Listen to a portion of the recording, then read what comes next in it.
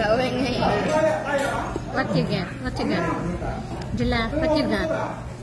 From? Teacher Lynn. And look at this. Why Teacher Lynn gave it to you? Because there's a new teacher now, and it's Teacher Moses. Okay. Will you open it? And said, look, congratulations.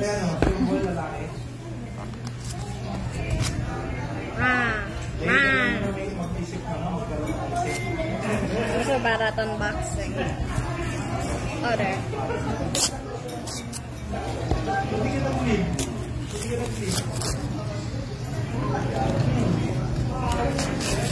Oh, okay.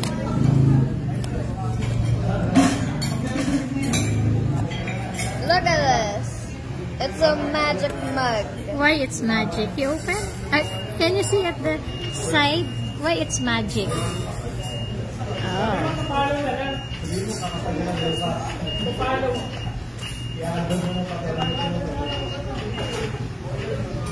Oh, nice. Can I see?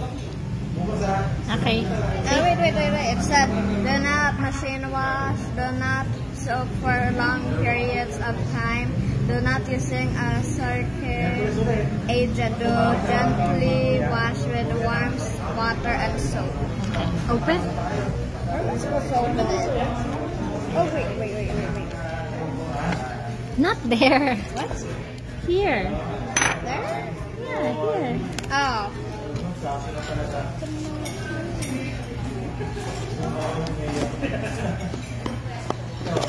There we go. This is the magic. Oh, look at this. Open mo. Kunin mo sa plano. So cute. Wait, I saw the design. May pang-drink ka na ng milk. Look, it's so cute. Look at this. Aries! You got my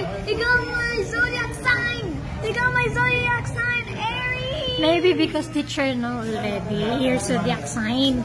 Oh, what are you going to say to teacher? Thank you, Teacher Lynn. We're so happy. Ganyan siya makatanggap ng gift. Kahit maliit, kahit mura, kahit ano, mahal man yan, mura man yan, maganda man yan, pangit man yan. Ganyan siya. Na-appreciate niya lahat ng gift na binibigay sa kanya. What are you going to say to Charlie ulit? Thank you, Teacher Lynn. Are you happy? Super happy siya. Appreciate niya talaga. Ang cute kasi, oh. It looks dirty. Ang cute. Zodiac pa daw niya talaga. Galing. Look, it looks dirty. Okay, sige, bye-bye na.